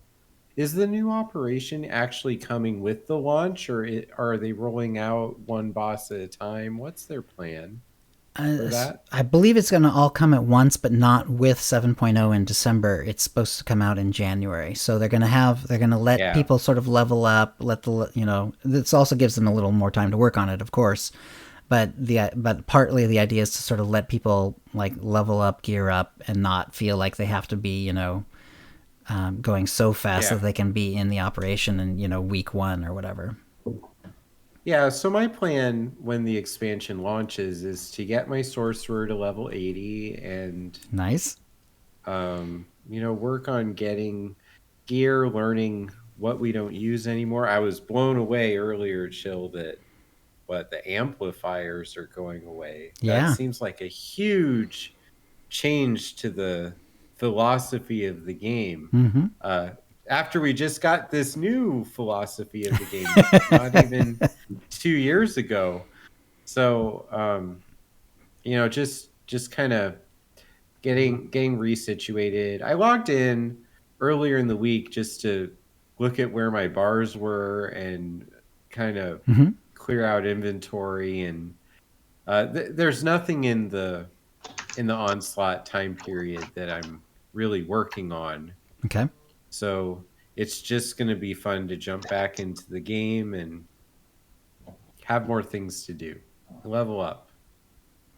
Cool. And hey, Dek, so what are you looking forward to in the expansion, story-wise, let's say, since this is what their talk was about? Just finally new content. I'm mostly looking forward to the way combat styles are going to be handled, and being able to maybe run, a character with shadow type abilities through my Jedi Knight story. Right. That's going to be interesting, like seeing that how it works, and I think it's going to be funny. Like I'm going to be curious to see if they bothered to, like, for the classes that don't have any kind of stealth, if they have gone back to like some of the instances for when you're leveling up and actually put in some anti-stealth, because otherwise I'm going to run through that so fast. like every character is going to have like a secondary stealth, and I'm just gonna blast through like trooper stories like crazy. Doc? Well, I feel like what they're doing is they're going to say, well, you can, play your storyline, and you can play, your classes, your combat styles. Mm-hmm. If you're a force user, you can choose between these two. But I have a feeling there's going to be a huge asterisk after that, with really the fine print of what you really can and can't do as that combat style on that storyline. You think it'll force you back into a different? You mean like in the cutscenes, or just when you're actually playing? No, I'm just saying when you're running the story and you pick your storyline, which is the current class mission, right? Right. But then you pick your combat styles. I have a feeling that there's going to be a big asterisk that's basically going to say, it's not going to be a free for all, and you're not going to have all of the abilities that you would have just bringing a class over to another storyline. Okay. So I'm just curious how that's all going to be handled. Okay. Yeah, I'm not sure. I didn't think there would be any like difference, at least for the leveling process. If depending on what story you'd be doing, but it's certainly possible. And sorry, Doc, what were you going to say? I just realized that I might have to go through all the quests with light side and dark side choices and start chaining dark side choices together so I can keep my lightning instead of signing in with my light 5 sorcerer and realizing I throw lights and pebbles now. Right. Is that something I'm going to be shocked to find out? I think if you're already a lightning sorcerer, like it doesn't matter if you're light side or not, you'll have lightning. The question then is, like, if you start Jedi but you want the lightning, how quickly can you get it? There's some But if I'm light 5 as a sorcerer, it won't force you into it. No, it won't force you into it. It won't force me. No. Oh, good. No. Because I don't like throwing lights and pebbles. I like lightning so much. It's a very important part of my psychology and connection to this game. So. Right. Yeah. It won't force you. Like the things are not so connected like that. The one thing that it is sort of connected with is if you have like a new account, and you're starting a Jedi, then if you wanted to get like say the lightning, you'd have to go dark for a little bit, and then you'll be able to do light. You'll be able to switch over and get the lightning spec. Okay. However, for accounts where there's already like multiple characters, and maybe you've already got several dark and light 5s and whatever, it sounded like for the most part that's going to mostly like unlock that anyway. Like it's going to be sort of like a legacy, unlock. And if you're like an Altaholic and you got a bunch of characters, dark and light, then those options are going to be available to you even if you create a new character like right away. So that should not be an issue. Wow, so it's bound, or it's connected into the legacy system then, sort of. From what I've seen, yes. Mm-hmm. Oh, that's cool. So there's a lot that I'm looking forward to. I just am distancing myself from spoilers or teases, and it's going to just be a flood of new stuff for me in December. Yep. So we're less than a month away, so that's pretty excellent. Let's go ahead and move on then. I think, let's see, a bit of force feedback here. The SWTOR dev team was nice enough to say, we're happy to be celebrating 10 years with the OotiniCast, and Legacy of the Sith is just the start of more awesome things to come. So thank you, dev team. And we'll do a little bit of sort of like OotiniCast and SWTOR history as our Sarlacc digest, going over the issues for 1,000 years or until we run out of time. Yeah, exactly. So, I've heard that in a long time. Yeah, exactly. OotiniCast episode 1 was November 19th of 2011, exactly 10 years ago. And then the launch date was 20th of December 2011. Around the time of the first episode, I think Tio and I were in beta and stuff like that by then. We were hoping to get out earlier, but it's just one of those things. Like if you've never created a podcast before, it just takes a while to sort of get things up and running. It really does.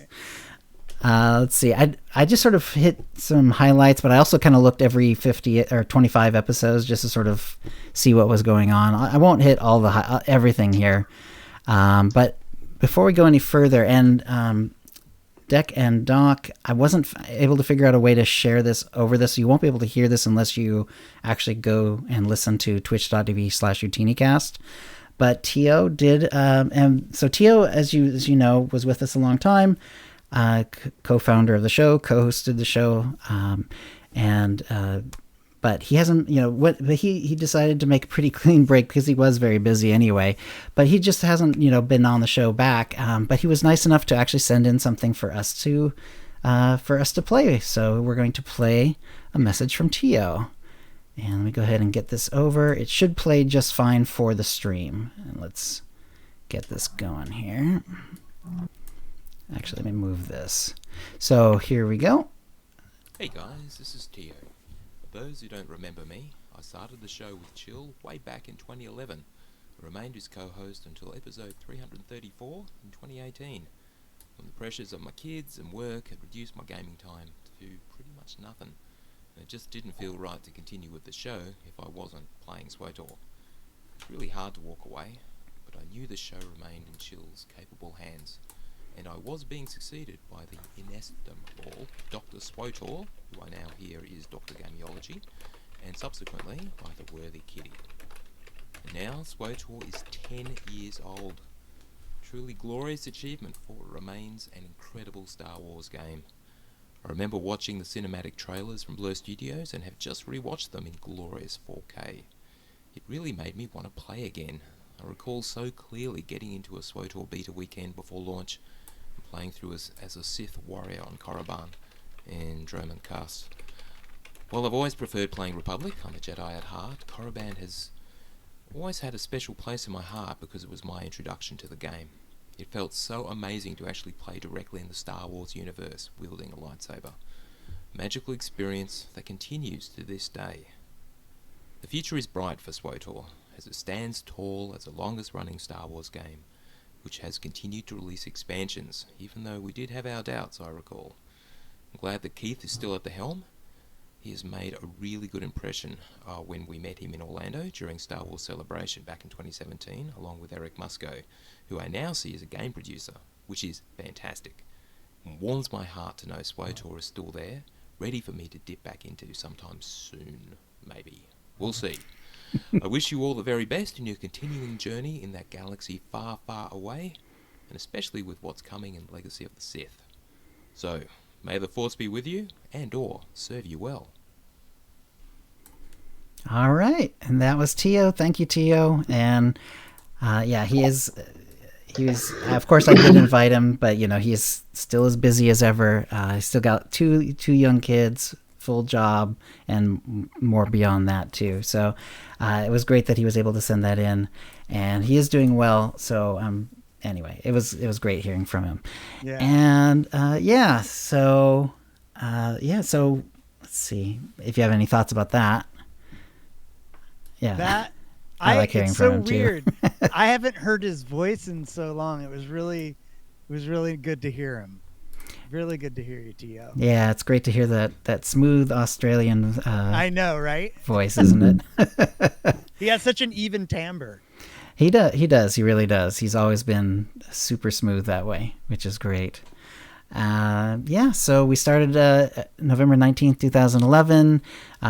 Looking a little bit further, episode 25 was May 2012. Agi and Hip, which is short for Agitarsi and Hypnotoad. And oddly, we chose to discuss whether having full voice acting for almost every mission is too much of a good thing, which I think is hilarious. I think I was against that idea. It's like, no, I want full voicing all the time. I think pretty much everyone was anyway. I think we had sort of taken it from like an article or something that someone had put out. Shortly after episode 50 of the OotiniCast, which would have been like just before November 2012, was patch 1.5. That was the free-to-play patch. So basically, in just a little under a year, it went from full subscriber to sort of free-to-play plus a subscriber MMO. And that was really fast for that sort of turnaround too. Like we know that like before SWTOR came out, it was kind of awkward because like before SWTOR came out, most of the big MMOs were subscription based. That was sort of like the usual way to do it, and clearly that's how they meant to do it. They'd been making SWTOR for years by that point. But unfortunately, like right around the time that SWTOR launched, free-to-play had sort of, made it big, and it sort of like changed the game of how sort of a lot of MMOs were being monetized and being played. And and they had to turn on not quite on a dime, but pretty dang fast. And they went from a full subscription game to being free-to-play plus subscription in less than a year, which is pretty amazing. Let's see, episode 51 was also, like, this is 1st of November 2012, Star Wars being bought out by Disney. So this is right around the same time. I have no idea whether those things are connected. The fact that they moved away from subscription towards free-to-play and the Disney takeover, we have no way of knowing if there's any, obviously it takes a while for them to switch anyway, but like presumably a buyout takes a long time as well. Episode 52, we had the cool screenshot contest. These sorts of things have been going around for quite a while. After that, we had a meme contest at some point, stuff like that. I didn't hit everything in this. I just kind of hit this and that. Episode 75 was 11th of April 2013, just before the rise of the Hutt Cartel. It was after early access launch. And we were listening to a lot of Kuze's Corners, where he gave helpful guides to finding the datacrons on various planets. That was really awesome. Kuze's those are still on YouTube, by the way, and those are great for the datacrons. Thea and I actually use those guides because they never moved them. They never removed them, and they never moved them, so they still work. And then Rise of the Hutt Cartel launch was April 14, 2013, so it was a little less than 1.5 years after launch. About 6 months after that was episode 100, where we did sort of a little history of the show and gave sort of information on how we make the show. And speaking of that, we did eventually a little show called Utini Inception, sort of a documentary of how we sort of came together to make the show and how the show is actually made. It was originally a Patreon exclusive, and then later it went public. There's a link. It's in the show notes. I guess I can throw it into the chat room too if someone wants to see it. It's on Vimeo now, of all places. I guess Vimeo is still a thing, but it's there. And yeah, that was fun to make. And a little fun little bits of history, like how did we come up, like where do we find the music, how do we come up with the name, that sort of thing. Cool. It was actually kind of fun going through these, and I did skip around, so there's definitely important things that I'm going to miss here, but it was fun just seeing like every 25 episodes or so and seeing what was going on with the game. So episode 125, this is March of 2014, Galactic Strongholds was going to be coming with 2.8. So we've had Galactic Strongholds for like six years, almost 7, something like that. Right after this episode was also the Boulder, Colorado Community Cantina. And let's see, we go a little bit further. And then the Strongholds were out in 19th of August. So we knew that they were coming before that, but then they actually came out in 19th of August of 2014.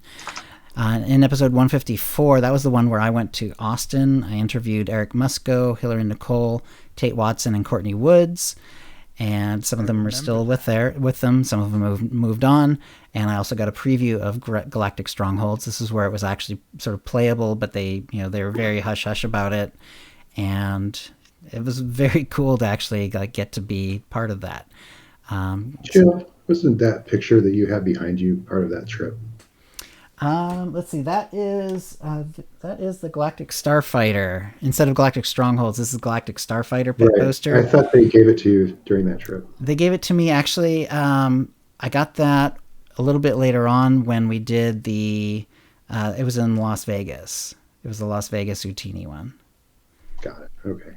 Yeah, so that was really fun. Anyway, that was really cool to go to Austin, see, because the BioWare, the offices are very cool. There's amazing like art especially from SWTOR, but lots of other games that they put out all over the walls, and Malgus statue and stuff like that. It was just a lot of fun. Let's see. Speaking of the Utini Cantina in Las Vegas, this is episode 175. 13th of November 2014. It's amazing. This is so long ago. It's like 7 years ago now. This is unfortunately they had moved the community cantina at like not exactly the last minute, but too late for us to actually change our travel plans. So we actually did the Utini Cantina just on our own, and then they did the actual dev community cantina like the next week. So it was like the next episode, but it was so much fun seeing everyone, and that's actually where that poster comes from. That if you see me stream, or if you're watching the OotiniCast live, it's behind me on the wall. I didn't actually expect to get it, but everyone just said, you take it. It was I was very touched. It's of Galactic Starfighter. It was from which had come out was coming out, but anyway, it had been, and it's signed by like the dev stream of the dev team of that time, which is really cool. And so I actually had it all framed and stuff like that. And let's see. In episode 199, actually, we'll say, April 2015, Tio had interviewed Ixala, the author of Star Parse. That was when Star Parse was starting to become a thing. Really, it was really interesting. There's like those operation tools are so cool, and like people get so clever with them. And I mentioned this one, episode 220. This is 20th of August, 2015. It included rumors of a KOTOR remake. This is 2015. And now KOTOR has in fact been remade, and it's actually being put out as a game now. It's being, remade, and it's actually coming out now, which is really cool. So this is 2015 we were talking about this. So they've been working on that for a while. Let's see. Knights of the Fallen. I guess I skipped. Shadow of Revan launch was December 2nd, 2014. It was a year and a half after Rise of the Hutt Cartel. Then Knights of the Fallen Empire was October 27th, 2015, which is less than a year. That was a really fast pace. Like Shadow of Revan was actually the current expansion for less than a year. That's amazing. Then, that's awesome. Yep. Episode 240. Was 24th of December 2015, and we had talking about seeing The Force Awakens. So this is the first of the Disney movies. This is also right after I had been widowed, and I remember being very touched. A lot of people said very nice things and helped support me in that time, and I really appreciate that.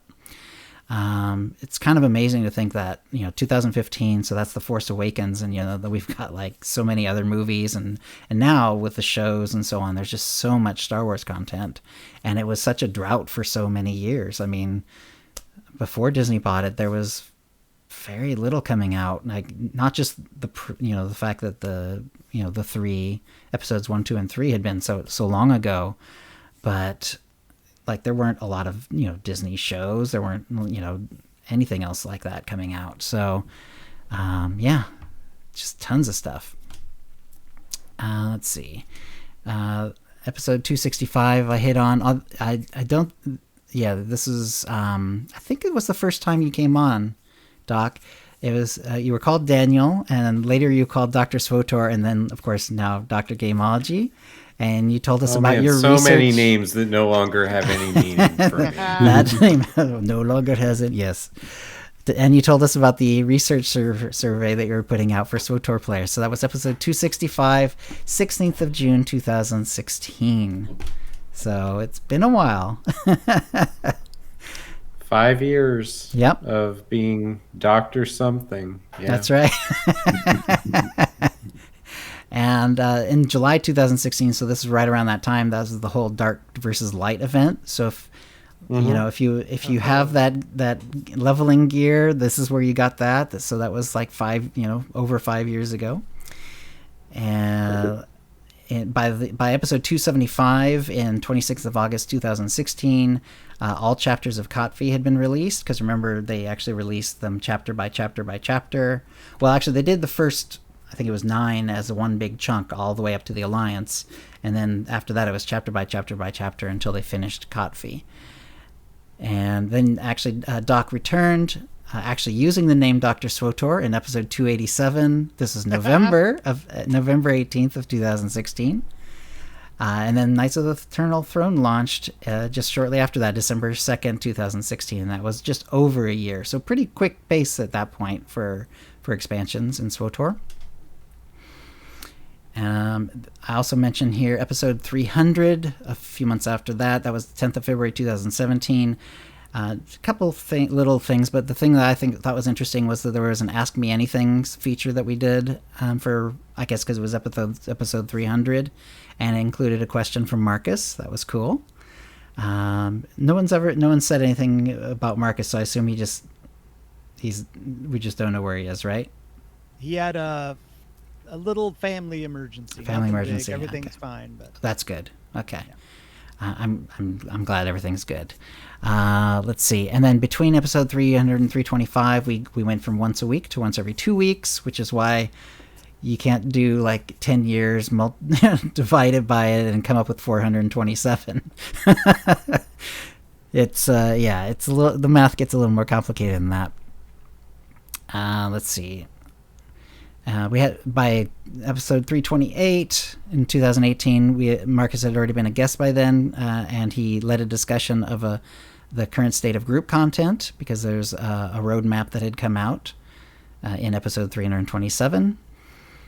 And then he was also on episode 333. He also came up several other times around this period of time because episode 334 was Tio's last episode, as Tio mentioned in his message that he gave us. And then in my first post-Tio episode, 335, which is in June 8 of 2018, I was joined by Liba Roja, so thank you, Liba. And then we did a couple of guests, but then 338 was Dr. SWTOR's first episode as co-host. This was 20th of July, 2018. And then we had...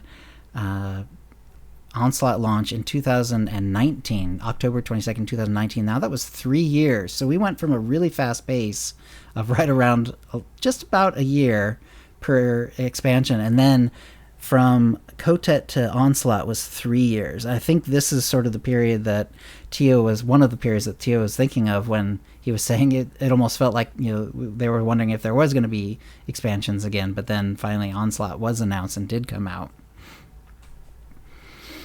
And let's see. In episode 390, Dr. SWTOR had the game taken the name Dr. Gameology, and that was preparation to launching out on his own. So 391, 1st of July 2020 was Dr. Gameology's last episode as co-host. And then 392 was Kitty's first, and we've had Kitty ever since, and I've been thrilled to have Kitty as guest and really excited to see like with Kitty Treats, and you're doing special streams with her, and it seems very lovely. And I just wanted to thank everyone for supporting us over the years, for listening, for sending in messages, and all sorts of things. There's so many ways that people have helped and supported us. Dek and you and Fee have been great guild leaders, and you've helped us with the other guild leaders, find other guild leaders as well. And Doc, I had a lot of fun with you as the co-host as well. We did you had really good mind traps, and we did a lot of good talking about like psychology and gaming, which I know is more and more been a big part of your life. And we still sort of we still have a mind trap. It's not psychologically orientated anymore. We just do it as any sort of SWTOR related question, but we do have the mind trap segment in your honor still, which you started. Yeah, so. I get really happy when I see those up there, and you get really good responses too, and that's a really big testament to what the show does for the community. So I'm really happy that we were able to do those for about 2 years and change. It was quite a while. All right, let's see. Dredden has a question. While we're waiting for that, Kitty, do you want to do? I think there's one more of the. one more mount code. Yeah. So go ahead and do another mount code. Got it. All right. Let's put it in chat here. Okay.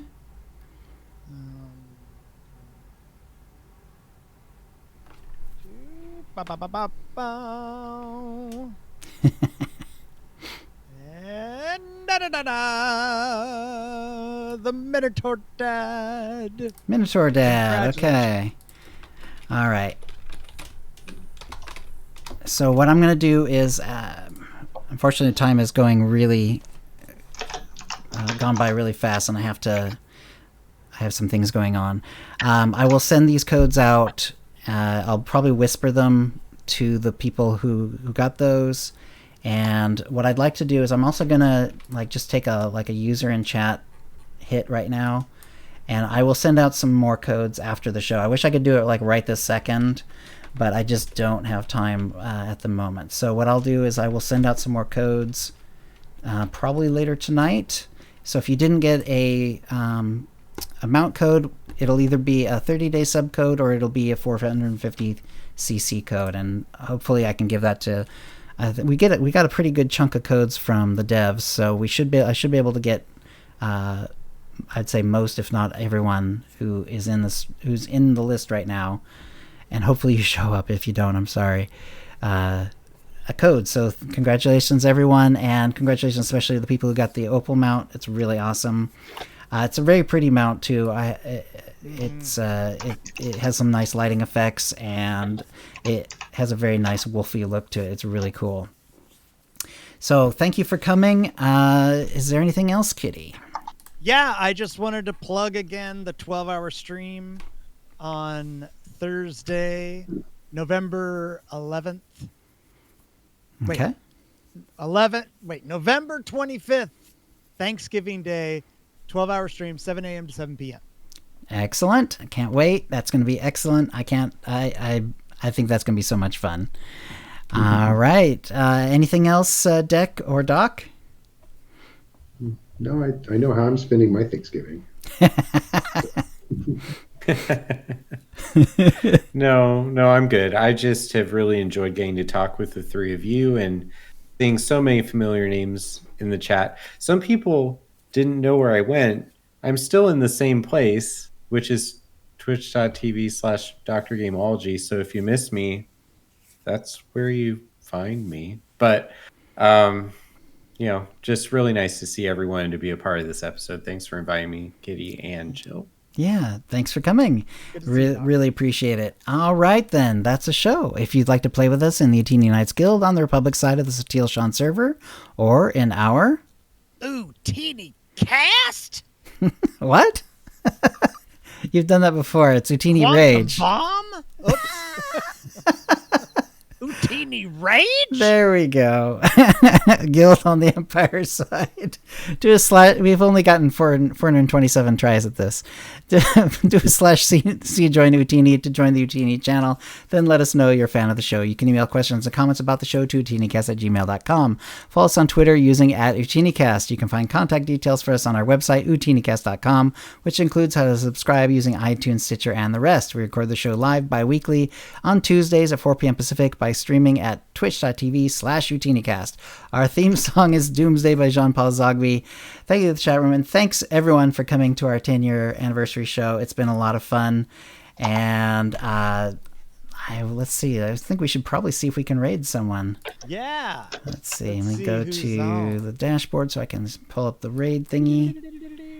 Where is it? Manage stream. They change this every time, it feels like, on Twitch. There we go. And then raid channel.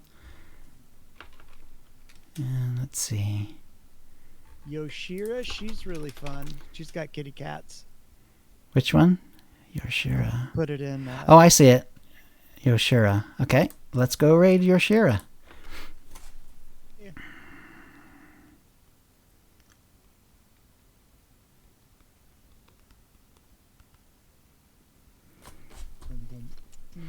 All right, and thank you again for coming. It's been a lot of fun. I'll try whispering everyone who is on the list, with a code of some kind, and especially, of course, the ones who actually got the the Volptilla mount. I'll have to do that later tonight, though. I've got family stuff going on here in a sec. Thanks for coming, and let's go. Hi, everybody. Thank you for coming. Hi, everybody. Bye, everyone. Bye. All right, stopping the stream.